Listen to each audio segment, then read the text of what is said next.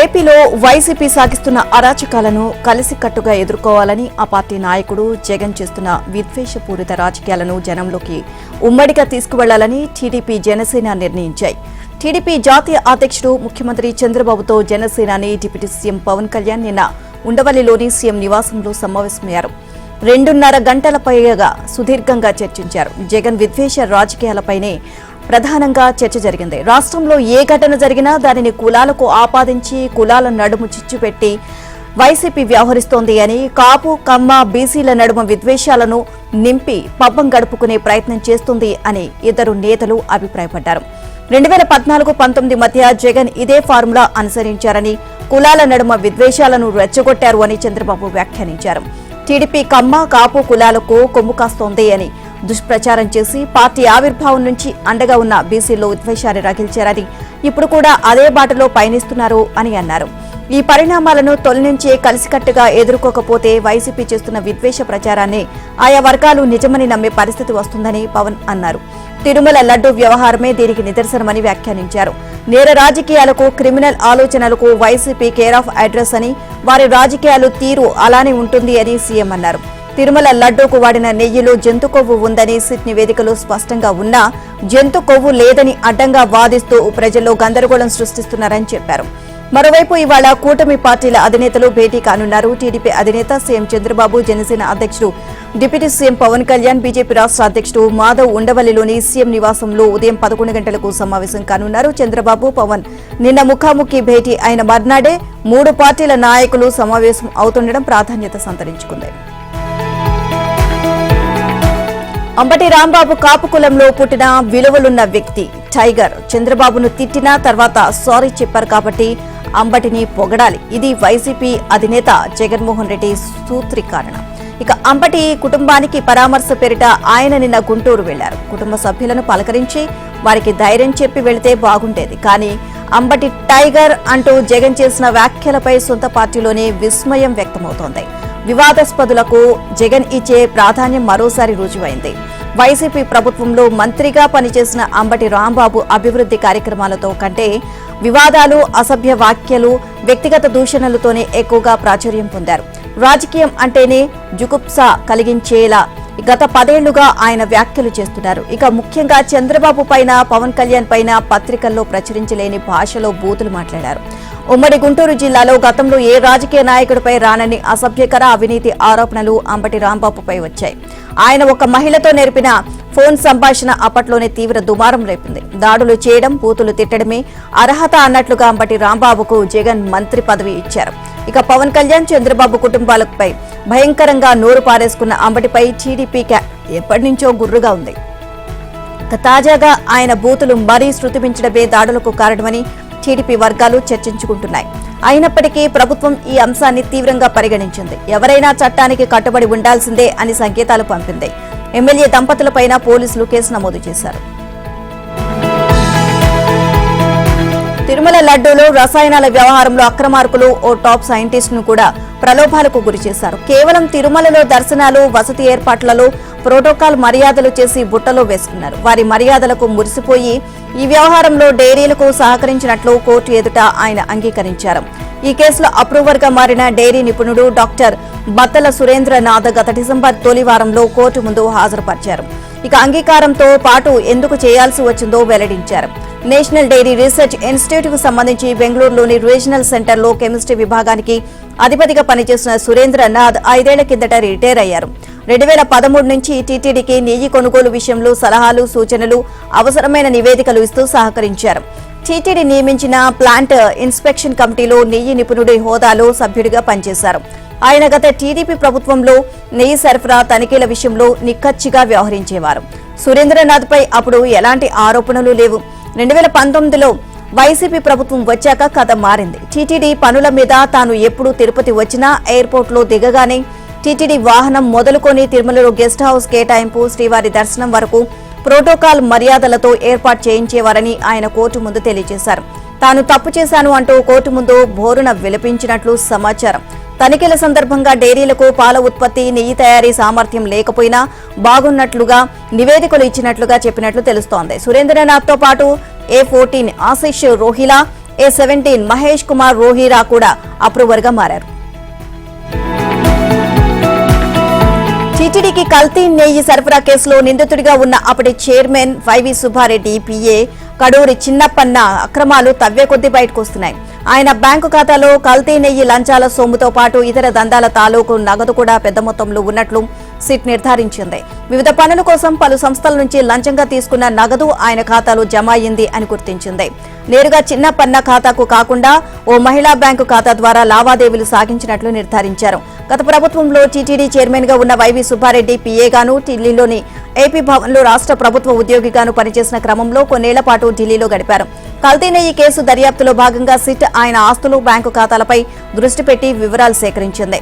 చిన్నప్పన్న అక్రమంగా సంపాదించిన పలు ఆస్తులను సిట్ గుర్తించింది. 2021 నుంచి 2024 మధ్య విజయనగరం జిల్లా తగరపు వలసలో 5 ప్లాట్లు కొనుగోలు చేశారు. ఒక్కొక్కటి 160 చదరపు గజాల స్థలము అని సమాచారం.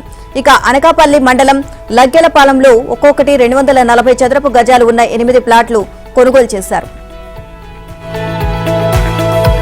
తిరుమల లడ్డూల వ్యవహారంలో రాష్ట్ర ప్రభుత్వం వేసిన సిట్ పూర్తిస్థాయి నివేదిక త్వరలో రానుంది అని, దీనిపై తప్పనిసరిగా విచారణ జరిపే అక్రమార్కులు అందరినీ అరెస్ట్ చేస్తామని బీజేపీ ఏపీ అధ్యక్షుడు పీవీఎస్ మాధవ్ తెలియజేశారు. కల్తీ నెయ్యి వ్యవహారంలో టీటీడీలోని చాలా మందిని సస్పెండ్ చేశామని అన్నారు.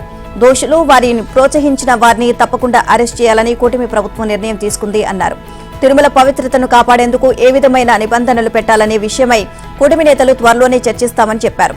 సంత్ రవిదాస్ జీ 649వ జయంతి ఉత్సవాలు దేశవ్యాప్తంగా నిర్వహిస్తున్నామని, అందులో భాగంగానే రాష్ట్రంలో బీజేపీ ఎస్సీ మోర్చా ఆధ్వర్యంలో 500కు పైగా కార్యక్రమాలు నిర్వహిస్తున్నామని మాధవ్ తెలియజేశారు. వెనుకబడిన వర్గాలను మైక్రో ఎంటర్ప్రెన్యూర్లుగా తీర్చిదిద్దేందుకు కార్యాచరణ రూపొందించాలి అని ముఖ్యమంత్రి చంద్రబాబు ఆదేశించారు. నిన్న బీసీ సంక్షేమ శాఖపై ఆయన సమీక్ష నిర్వహించారు. ఆదరణ పథకం 3 ద్వారా కుల వృత్తుల వారీగా ఆధునిక పరికరాలను పంపిణీ చేసేందుకు చర్యలు చేపట్టాలని సూచించారు. 60 కోట్ల శాసకీయ నిధులతో రెసిడెన్షియల్ పాఠశాలలు, హాస్టళ్ల నిర్మాణం చేపట్టాలి అన్నారు. 814 బీసీ సంక్షేమ హాస్టళ్లలో 17 కోట్ల వ్యయంతో మార్చిలోగా ఆర్ఓ ప్లాంట్లను ఏర్పాటు చేస్తామని అధికారులు తెలియజేశారు. శానిటేషన్తో పాటు విద్యార్థులకు అందించే ఆహార నాణ్యతపై ప్రత్యేకంగా దృష్టి సారించాలని సీఎం స్పష్టం చేశారు. విద్యార్థుల ఆరోగ్యం, విద్యా బోధనతో సహా అన్ని అంశాల్లోనూ ఉత్తమ ఆచరణీయ మార్గాలను అనుసరించాలని, విద్యాపరమైన అంశాల పర్యవేక్షణకు అపార్ ఐడీలను నమోదు చేయాలి అని అనుసంధానం చేయాలి అన్నారు. ఇక రాష్ట్ర వ్యాప్తంగా నిర్మాణంలో ఉన్న బీసీ భవనాలను పూర్తి చేయాలని సూచించారు. రాష్ట్రంలోని ఆయా మహాత్మా జ్యోతిరావు పూలే రెసిడెన్షియల్ స్కూళ్లను జూనియర్ కాలేజీలుగా మార్చాలి అని ఆదేశించారు. ఇక బీసీ హాస్టళ్లు, రెసిడెన్షియల్ పాఠశాలలో నెట్ జీరో కాన్సెప్ట్ కూడా ఉండేలా చర్యలు తీసుకోవాలి అన్నారు. ప్రతి నియోజకవర్గంలోనూ బీసీ రెసిడెన్షియల్ స్కూల్స్ ఏర్పాటుకు ఆలోచన చేస్తున్నామని చెప్పారు. బీసీ స్టడీ సర్కిళ్లను తదుపరి స్థాయికి తీసుకునేలా కార్యాచరణ చేపట్టాలి అన్నారు. బీసీలకు కూటమి ప్రభుత్వం అత్యధిక ప్రాధాన్యమిస్తుంది అని, వారికి ప్రయోజనం కలిగేలా పథకాలు రూపొందించాలని ముఖ్యమంత్రి నిర్దేశించారు. శాంతి భద్రతలు కాపాడే క్రమంలో పోలీసులు చట్ట నిబంధనలు అనుసరించాల్సిందేనని ఏపీ హైకోర్టు స్పష్టం చేసింది. వివిధ శాఖల్లో అరెస్ట్ చేసిన నిందితులతో పరేడ్ ఎందుకు నిర్వహిస్తున్నారు అని పోలీసులను ప్రశ్నించింది. నేర నిరూపణ కానంత వరకు నిందితులు అమాయకులేనని తెలియజేసింది.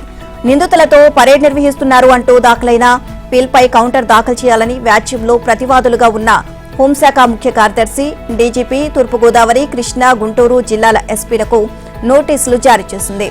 విచారణను ఏప్రిల్ 1కి వాయిదా వేసింది. ఈ మేరకు హైకోర్టు ప్రధాన న్యాయమూర్తి జస్టిస్ ధీరజ్ సింగ్ ఠాగూర్, జస్టిస్ చల్లా గుణరాంజన్ కూడిన ధర్మాసనం నిన్న ఉత్తర్వులు ఇచ్చింది.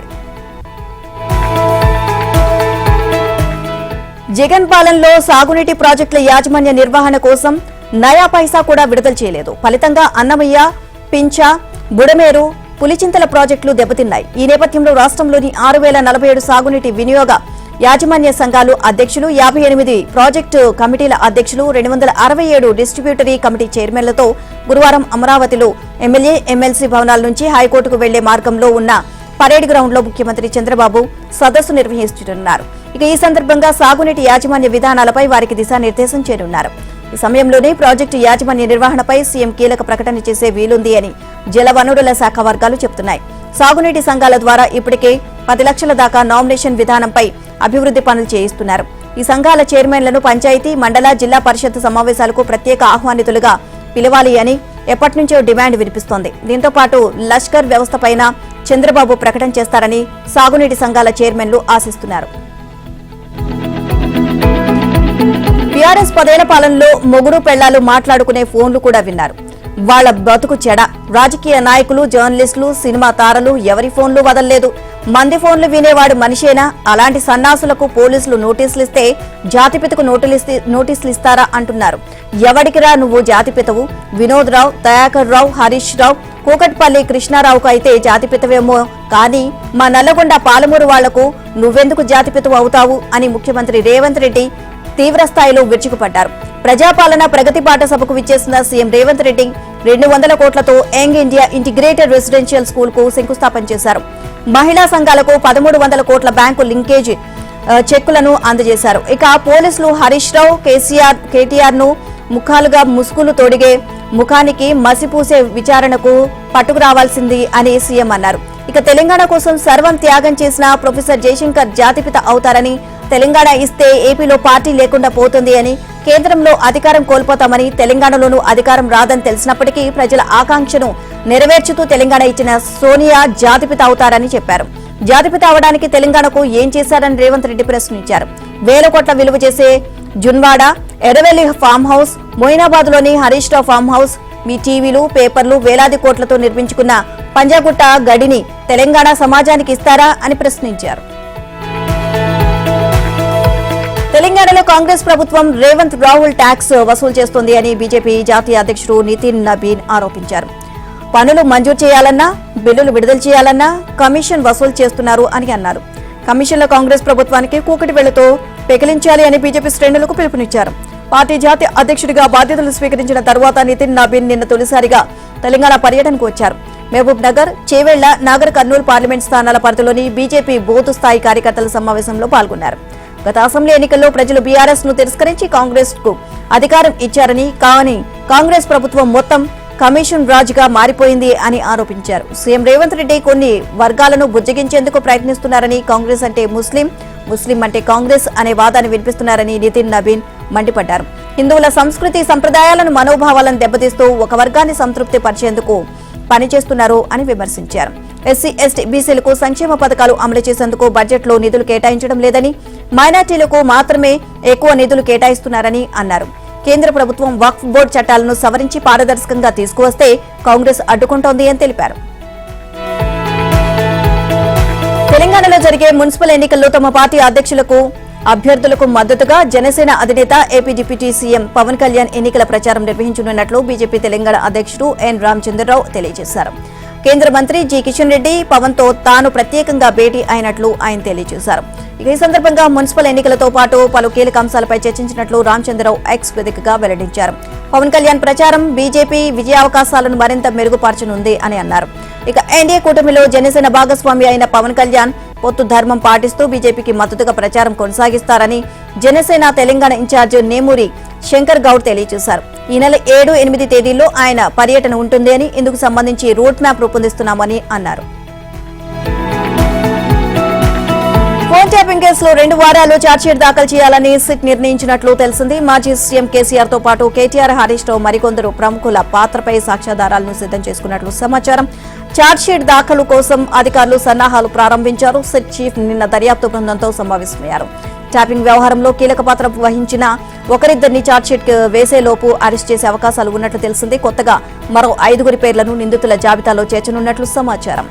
ఫోన్ ట్యాపింగ్ కేసును అధికారులు 2 కోణాల్లో విశ్లేషిస్తున్నారు. అధికార మార్గాల్లో జరిగిన అక్రమ ఫోన్ ట్యాపింగ్ ఒకటి కాగా, అనధికారికంగా ప్రైవేటు వ్యక్తుల ఇళ్లలో, కార్యాలయాల్లో జరిగిన ట్యాపింగ్ వ్యవహారం మరొకటి. ఇందులో అధికారిక మార్గంలో జరిగిన అక్రమ ఫోన్ ట్యాపింగ్ కు సంబంధించి అప్పటి ఎస్ఐబి చీఫ్ ప్రభాకర్ రావు, ఆయన బృందం నిఘా బెదిరింపులకు సంబంధించి అప్పటి టాస్క్ ఫోర్స్ చీఫ్ రాధాకిషన్ రావు పాత్రపై ఇప్పటి వరకు లభించిన ఆధారాలతో ఛార్జ్షీట్ దాఖలుకు సిట్ అధికారులు సన్నద్దమైనట్లు తెలిసిందే.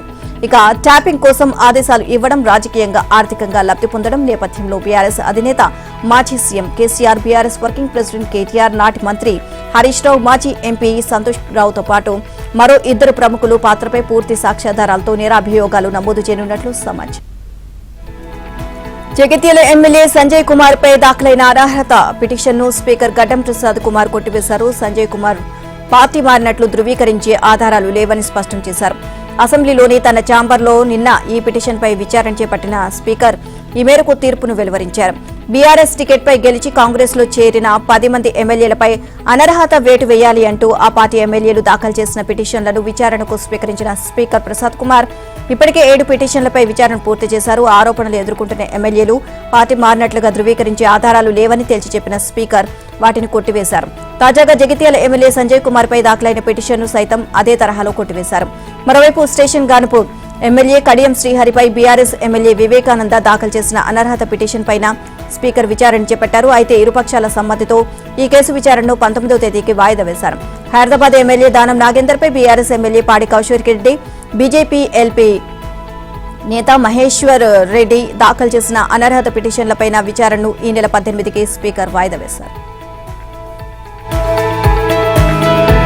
కాంగ్రెస్ సర్కార్ ప్రజాధనాన్ని విచ్చలవిడిగా దోపిడీ చేస్తోంది అని సీఎం రేవంత్ రెడ్డి తన బినామీ కంపెనీకి 1000 కోట్ల కాంట్రాక్టులు కట్టబెడుతూ నిబంధనలకు తూట్లు పొడుస్తున్నారు అని బీఆర్ఎస్ వర్కింగ్ ప్రెసిడెంట్ కేటీఆర్ దుయ్యబట్టారు. ఓవైపు తమ ఉద్యోగులకు జీతాలు ఇవ్వడానికి 15 లక్షలు కూడా లేవని దివాలా పిటిషన్ వేసిన కేఎల్ఎస్ఆర్ కంపెనీకి అక్రమంగా 6000 కోట్ల కాంట్రాక్టర్లు కట్టబెట్టారు అని అన్నారు. ఇక Amrut scheme, Jal Jeevan mission, young India residential school, సాగునీటి ప్రాజెక్టుల పనులన్నీ ఈ బినామీ కంపెనీకే దక్కాయి అని చెప్పారు. కేఎల్ఎస్ఆర్ అనే కంపెనీ మొదటి నుంచి రేవంత్ కు బినామీ కంపెనీగా వ్యవహరిస్తోంది అని ఆరోపించారు. అయితే దివాలా తీసిన ఈ కంపెనీలో కొనసాగుతున్న 100 కోట్ల ఆర్థిక లావాదేవీలపై నిగ్గు తేల్చాలని సుప్రీంకోర్టు వారం కింద తెలంగాణ ప్రభుత్వానికి నోటీసులు ఇచ్చింది అన్నారు. తెలంగాణలో కొత్తగా నిర్మించుకునే ఇళ్లు, అపార్ట్మెంట్లకు కరెంటు కనెక్షన్ తీసుకునే వారికి భారీ ఊరట లభించనుంది. ఇవాళ నుంచి కనెక్షన్ జారీ ప్రక్రియ మరింత సులభతరం కానుంది. తీసుకుని కరెంటు కనెక్షన్ సామర్థ్యం ఆధారంగా ఛార్జీలు చెల్లిస్తే కనెక్షన్ ఇవ్వాల్సిందే. కరెంటు లైన్కు కిలోమీటర్ లోపు అపార్ట్మెంట్, నివాస సముదాయం ఉన్నట్లయితే కరెంటు సామర్థ్యం ఆధారంగా ఛార్జీలు చెల్లిస్తే సరిపోతుంది. అపార్ట్మెంట్ విద్యుత్ వినియోగం 25 కిలోమీటర్ల లోడు దాటితే ప్రతి కిలోవాట్కు 10,000 చొప్పున 25 కిలోవాట్లకు 2.5 లక్షలు చెల్లిస్తే చాలు. ఆ అపార్ట్మెంట్కు అవసరమైన లైన్లు వేయడం, ట్రాన్స్ఫార్మర్ ఏర్పాటు బాధ్యత డిస్కందే. అయితే నివాస సముదాయం కరెంటు లైన్కు కిలోమీటర్ కంటే ఎక్కువ దూరంలో ఉంటే కనెక్షన్ ఇచ్చేందుకు అవసరమైన లైన్లు, ట్రాన్స్ఫార్మర్, స్తంభాలు, కూలీల ఖర్చు తదితరాలు వినియోగదారులు నుంచి డిస్కంలు వసూలు చేస్తాయి.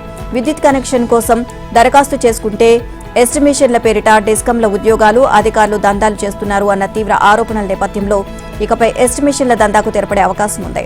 ఈ మేరకు రాష్ట్రంలోని విద్యుత్ వినియోగదారులకు భారీగా ఉపశమనం కల్పిస్తూ licensee duty for supply of electricity on request 2వ సవరణ రెగ్యులేషన్ 2026ను తెలంగాణ విద్యుత్ నియంత్రణ మండలి ఉత్తర్వులు జారీ చేసింది.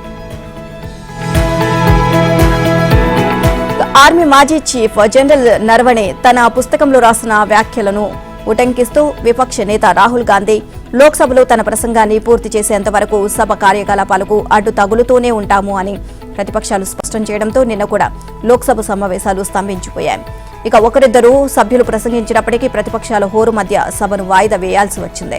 ఈ విషయంలో బీజేపీ సర్కార్ ఆత్మరక్షణలో పడినట్లు కనిపిస్తోంది. సరిహద్దుల్లో చైనా సైన్యాలు ప్రవేశించినప్పటికీ తమకు ఎలాంటి దిశానిర్దేశం చేయకుండా ప్రధాని, రక్షణ మంత్రి తప్పించుకుంటున్నారు అంటూ నరవణే రాసిన పుస్తకం ప్రతులను ప్రధానికి స్వయంగా సభలో ఇస్తానని రాహుల్ ప్రకటించడం, రోజంతా సభ కార్యకలాపాలకు అడ్డు తగులుతూ ఉండడంతో ప్రభుత్వం దిక్కుతోచని పరిస్థితిలో పడిపోయింది. ఇక ప్రధానమంత్రి భయపడ్డారని, ఆయన సభకు హాజరు కారని రాహుల్ ఉదయం మీడియా ముందు అన్నట్టుగానే మోదీ సభకు హాజరు కాకపోవడం విశేషం. రాష్ట్రపతి ప్రసంగానికి ధన్యవాదాలు తెలుపుతూ జరిగిన చర్చకు సాయంత్రం 5 గంటలకు జవాబు ఇవ్వాల్సిన ప్రధాని మోదీ అసలు ఉదయం నుంచే సభకు హాజరు కాకపోవడం, స్పీకర్ ఓం బిర్లా కూడా ఛాంబర్కే పరిమితం కావడంతో ఏం జరుగుతుందా అనే ఉత్కంఠ రాజకీయ వర్గాల్లో నెలకొంది. ఇప్పటికే 8 మంది సభ్యులను సస్పెండ్ చేసిన స్పీకర్ పరిస్థితి ఇలాగే కొనసాగితే లోక్సభలో 220 మందికి పైగా ప్రతిపక్ష సభ్యులను సస్పెండ్ చేయలేరని, అలా చేస్తే తీవ్ర రాజకీయ సంక్షోభం ఏర్పడుతుందని రాజకీయ వర్గాలు భావిస్తున్నాయి. స్పీకర్ ఓం బిర్లా కూడా అది సాధ్యం కాదని చెప్పినట్లు తెలుస్తోంది. తెరవెనుక మంత్రాంగంతో ప్రధాని ప్రసంగానికి వీలు కల్పించేందుకు పార్లమెంటరీ వ్యవహారాల మంత్రి కిరణ్ రిజిజు ప్రయత్నిస్తున్నప్పటికీ విపక్షాలు అందుకు సస్యమీర అంటున్నట్లు సమాచారం. రాహుల్ ప్రసంగాన్ని అనుమతించి ఉంటే సమసిపోయేది అని, అనవసరంగా అడ్డుకొని చిక్కుల్లో పడిపోయామని బీజేపీ వర్గాలు కూడా భావిస్తున్నట్లు తెలుస్తోంది. దీంతో పాటు భారత అమెరికా వాణిజ్య ఒప్పందం వివరాలను బయటపెట్టాలి అంటూ ప్రతిపక్షాలు చేస్తున్న డిమాండ్పై కూడా మోదీ ప్రభుత్వం ఆత్మరక్షణలో పడింది. టీఎంసీ అధినేత్రి పశ్చిమ బెంగాల్ సీఎం మమత నిన్న లాయర్ అవతారమెత్తారు. బెంగాల్లో ఓటర్ల జాబితా సవరణకు వ్యతిరేకంగా సుప్రీంకోర్టులో సీజేఐ నేతృత్వంలోని త్రిసభ్య ధర్మాసనం ఎదుట స్వయంగా వాదనలు వినిపించారు. తద్వారా సుప్రీంకోర్టులో వాదించిన తొలి సీఎంగా రికార్డు సృష్టించారు. ఓటర్లను చేర్చడానికి కాకుండా తొలగించే లక్ష్యంతోనే సర్ను తీసుకువచ్చినట్లు కనబడుతోంది అని మమత తెలియజేశారు. సర్ ప్రక్రియకు సాధారణంగా 2 ఏళ్లు పడుతుందని, కానీ ఎన్నికల సంఘం కేవలం 3 నెలల్లో పూర్తి చేయాలని చూస్తుంది అన్నారు. ఒత్తిడి భరించలేక ఈ ప్రక్రియలో పాలు పంచుకుంటున్న ఉద్యోగులు మరణిస్తున్నారు అని మమత గుర్తు చేశారు. ఇక తన పార్టీ తరపున రాలేదని, బెంగాల్లోని ఓ కార్మికుడి తరపున ఇక్కడికి వచ్చాను అని, తమకు న్యాయం అందించాలని మమత విజ్ఞప్తి చేశారు. వాదనల మధ్యలో ఈసీ తరపు న్యాయవాది రాకేష్ ద్వివేది కల్పించుకోబోగా మమత చేతులు జోడించి నన్ను మాట్లాడనివ్వండి సార్ అని విజ్ఞప్తి చేశారు. రాకేష్ ద్వివేది మళ్లీ ఏదో మాట్లాడబోగా సీజేఐ కల్పించుకుంటూ ఇక్కడ మాట్లాడడానికి మేడం చాలా దూరం నుంచి వచ్చారని అన్నారు.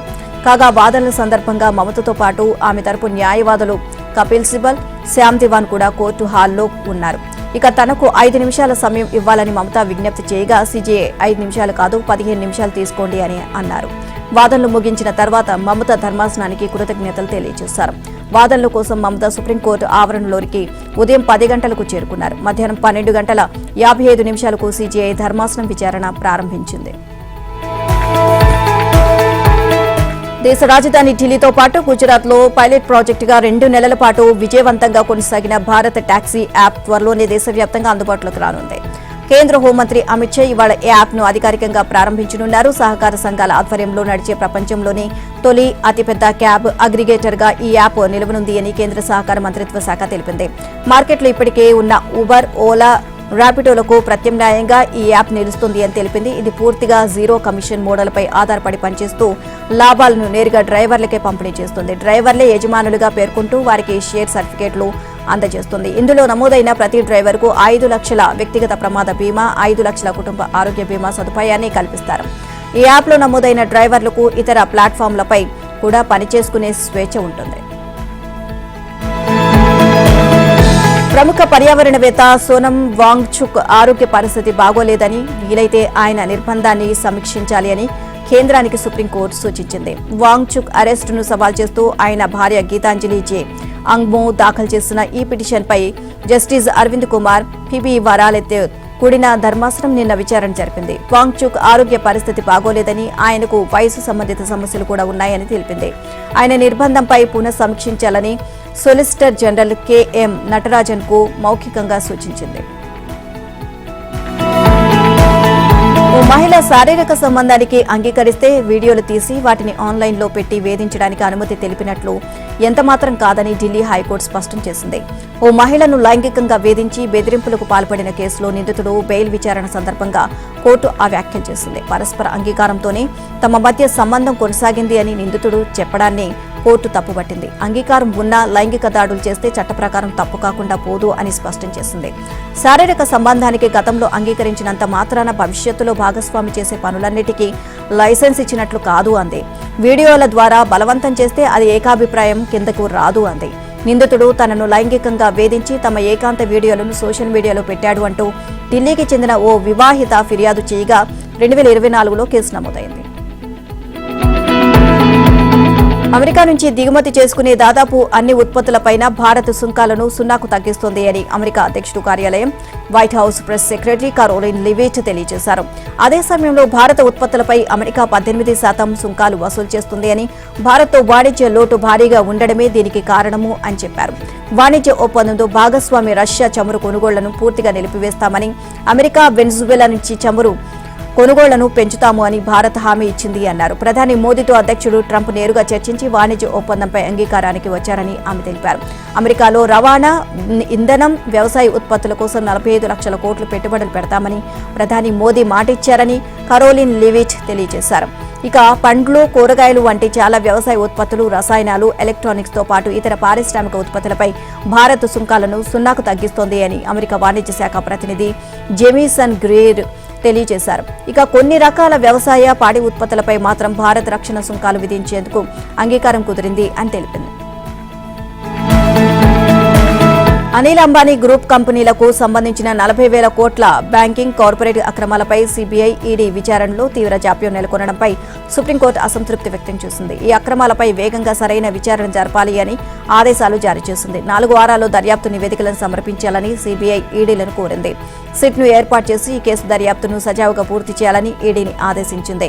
కాగా అనిల్ అంబానీ దేశం విడిచి పారిపోయే ప్రమాదం ఉందని శర్మ అనుమానం వ్యక్తం చేయడంతో సుప్రీంకోర్టు అనుమతి లేకుండా ఆయన దేశం విడిచి వెళ్లరని ఆయన తరపు న్యాయవాది ముకుల్ రోహత్ కి కీలక మ్యాచ్లో ఫామ్ ను అందుకున్న ఓపెనర్ ఆరోన్ జార్జ్ 104 బంతుల్లో 15 4లు 2 6లతో 115 పరుగుల క్లాసిక్ శతకంతో పాటు వైభవ్ సూర్యవంశీ కెప్టెన్ ఆయుష్ మాత్రే చెలరేగడంతో అండర్-19 వరల్డ్ కప్ లో యువ భారత్ రికార్డు లక్ష్యాన్ని ఛేదించింది.